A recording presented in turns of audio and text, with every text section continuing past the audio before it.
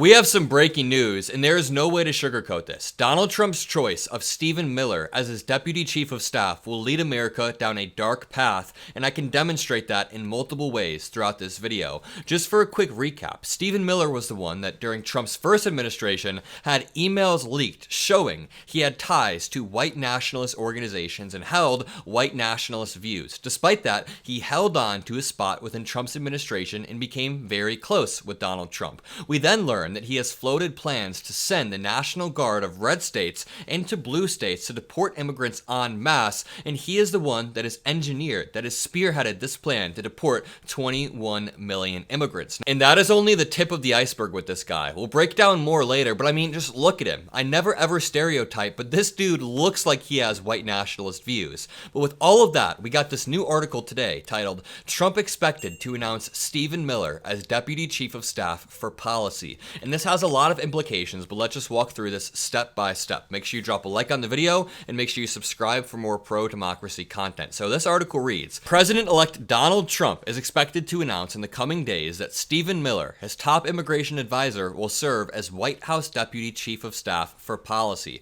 So many Trump supporters have told me, Adam, you know Trump exaggerates. He's not actually going to deport 21 million immigrants en masse, which leads me to say two things. Number one, why would you vote for somebody if you know that they are lying to you on the campaign trail and don't actually plan on manifesting or executing this plan in reality? And number two, he is going to do this. He is appointing Stephen Miller. When somebody tells you who they are, you better believe them. When Donald Trump says that him and Stephen Miller want to deport 21 million immigrants, then they take the steps to do that. You better believe them, and I'll explain why it's actually going to happen in a second. Miller is the lead architect of Trump's plans for mass deportation of undocumented immigrants. He has said that a second Trump admin would seek a 10-fold increase in the number of deportations to more than 1 million per year. And listen, I always ask the same questions when I hear this plan, and I'm starting to get scary answers to these questions. So I would always ask, what if this starts to get bloody and violent? Would you still do it if it necessitates violence? Well, it seems like their answer is yes.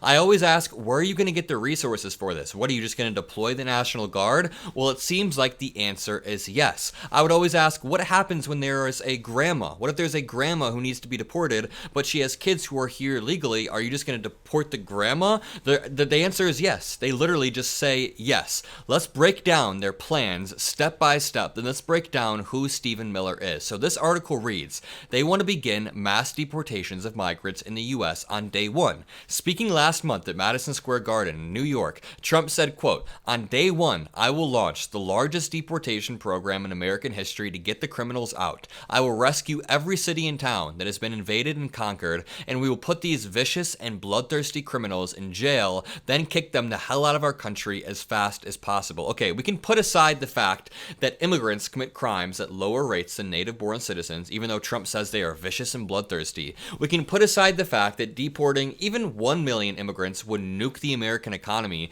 Do you know how many manufacturing plants rely on immigrant labor? Because, well, they call it low-skill labor, but it's actually easily trainable labor. People can be trained to do these jobs easily. Therefore, immigrants are perfect because they come over here to work and they get a job that they can do on day one. And in one of his first personnel announcements, Trump announced via social media late Sunday that he would put Tom Homan, his former acting Immigration and Customs Enforcement Director, in charge of all deportation of illegal aliens back to their country of origin.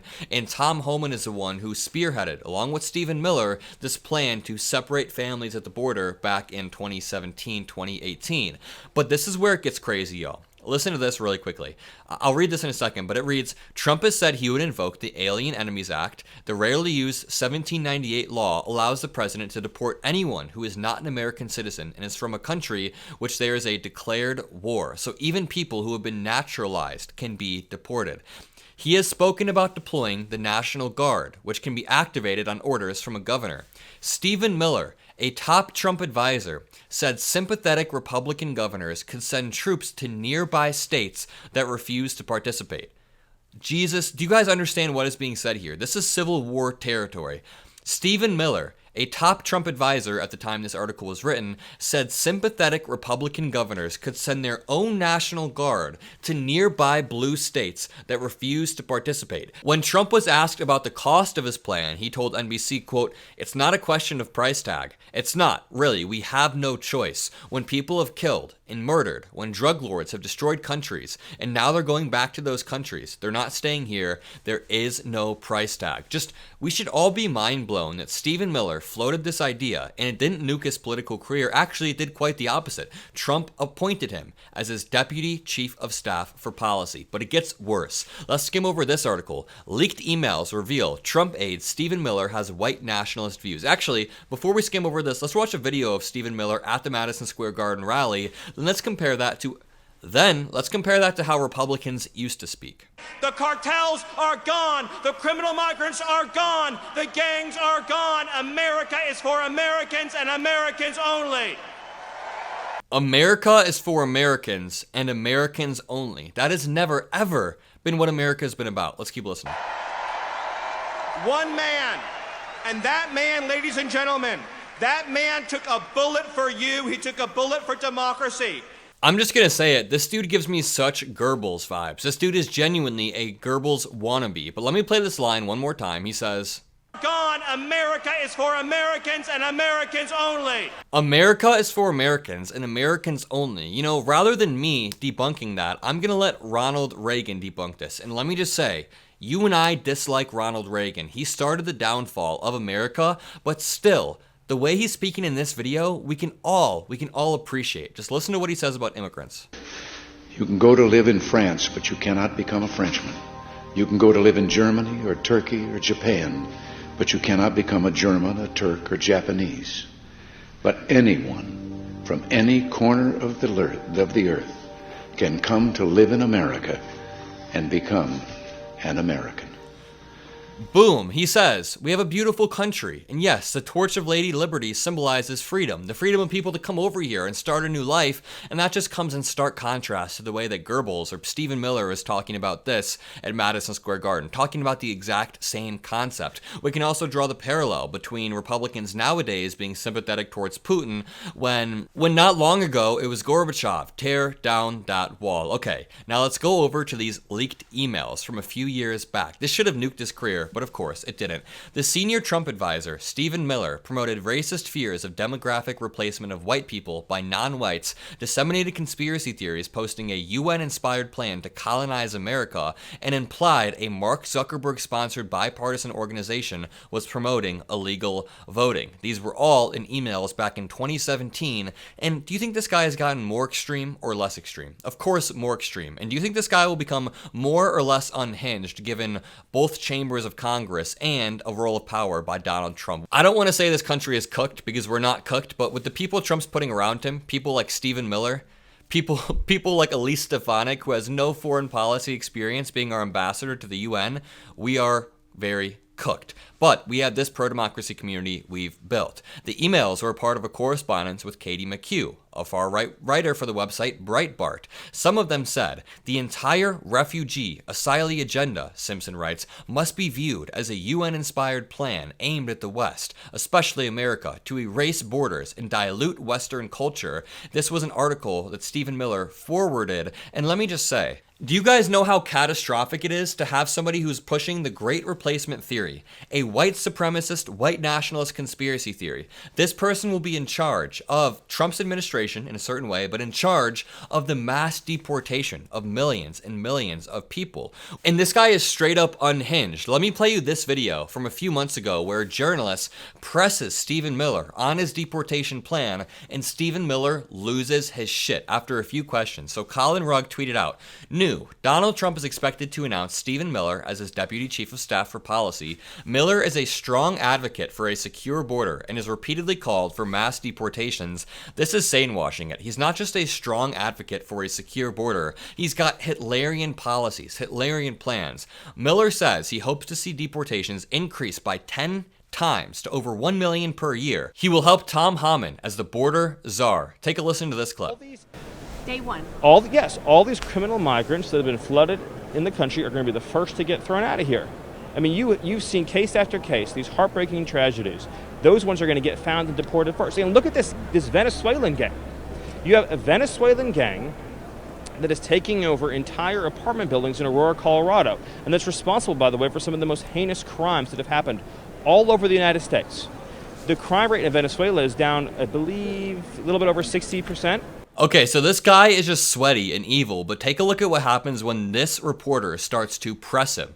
But I was asking to you about figures, numbers, What I'm saying facts. to you is the facts are the dead bodies. The facts are... You said that Caracas has a lowest crime rate facts than the are- USA. The facts are the mutilated bodies. The facts are the people in the morgues that are dead. I was asking you about Caracas and the numbers in Caracas. Are you trusting the numbers of the dictatorship I am to state what trusting you're the fact that Kamala Harris is Why are you letting yelling? illegal immigrants into this country who are raping and murdering children. I had been very Do you respectful. know- Why are do you yelling? Do you know who Jocelyn Ungary is? Do you know who she is? Do you know how Tell me many who she is. people Who is she? experiencing Who is violence she? in Caracas? Who is she? Who is Laken Riley?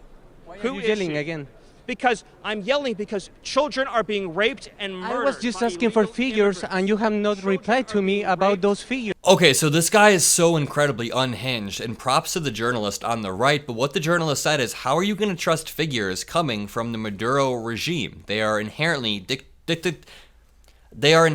dictatorial, and you can't trust these numbers, and Stephen Miller goes right in the face. Murdered. Do you know who Kayla Do Hamilton you is? trust the numbers of Do you know Nicolas her story? Maduro? I'm asking I again. trust a ruthless dictator will empty his prisons and send their criminals to our country. So you trust his numbers?